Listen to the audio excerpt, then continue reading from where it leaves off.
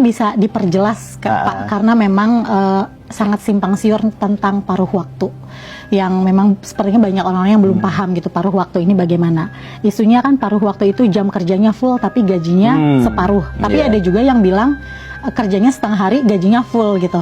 Wah enak banget kalau gitu, atau bagaimana gitu, apa benar seperti itu? Bisa atau bagaimana? Paruh waktu semua ya. Iya, paruh jadi waktu. Gini, konsep paruh waktu itu sebetulnya muncul ketika ada komitmen kita. Pertama, tidak boleh ada PHK massal. Kedua, tidak boleh ada yang dirugikan ya. Kemudian jangan ada penurunan penghasilan dan sebagainya. Tapi di sisi lain, formasi kita dan anggaran Pemda ini misalnya nggak ada uangnya, ya, gitu ya. Nah itulah kita harus cari jalan tengah ya. Kita ini bisa saja mencari istilah yang lain. Tapi kalau kita cari istilah yang lain, ya, itu akan beda konsepnya. Mereka merasa tidak menjadi ASN. Tapi kalau kita gunakan P3K, maka dia pun tidak akan dapat penghasilan sebagaimana P3K. Ada gaji pokok, ada tunjangan melekat, dan ada tunjangan kinerja.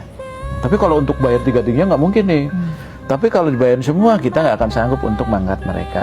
Akhirnya muncul apa ya, jalan tengahnya, oke lah P3K, tapi P3K paruh waktu itu tidak disebut di undang-undang.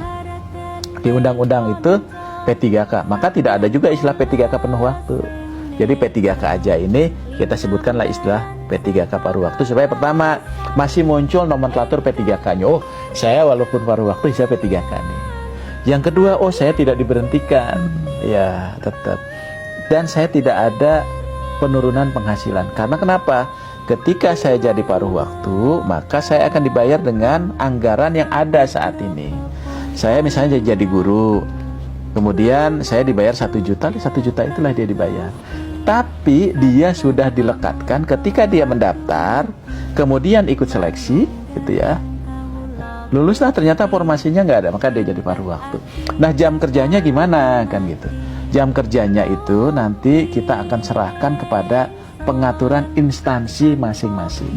Karena yang tahu bahwa mereka itu harus bekerja penuh atau tidak, itu tergantung dari apa? Kontrak kerjanya. Karena kan P3K itu basisnya kontrak. Ya di kontrak itu disebutkan aja dia akan bekerja kapan. Gitu ya. Jadi artinya nanti instansi akan kita berikan ruang untuk mengatur jam kerja bagi mereka yang paruh waktu. Nah oleh sebab itu, paruh waktu itu berarti dia ada kejelasan status, ya. Yang penting statusnya dulu. Bagi teman-teman ini kan yang penting statusnya, dan dia tidak diberhentikan sebagai pegawai non ASN, tetap bisa berlanjut. Jadi kalau ada misalnya ada orang yang tidak menerima, kami tidak mau menerima jadi paruh waktu, kami akan penuh waktu. Kalau menurut saya kita kurang bijak untuk seperti itu. Karena kenapa? Ini pemerintah ini sudah memikirkan, ya. Dan Pan RB atas nama pemerintah termasuk BKN memikirkan supaya nggak berhenti, tapi di tengah-tengah keterbatasan anggaran, ya dan sebagainya, ini bisa ada kebijakan kita seperti ini. Jadi kalau menurut saya nanti teman-teman yang paruh waktu juga kan suatu saat ketika anggarannya ada untuk bayar, dia beruntung.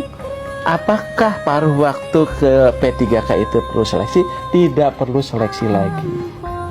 Ya, bahkan NIP-nya sudah melekat, nanti tinggal diusulkan formasinya, maka dia langsung diangkat menjadi P3K.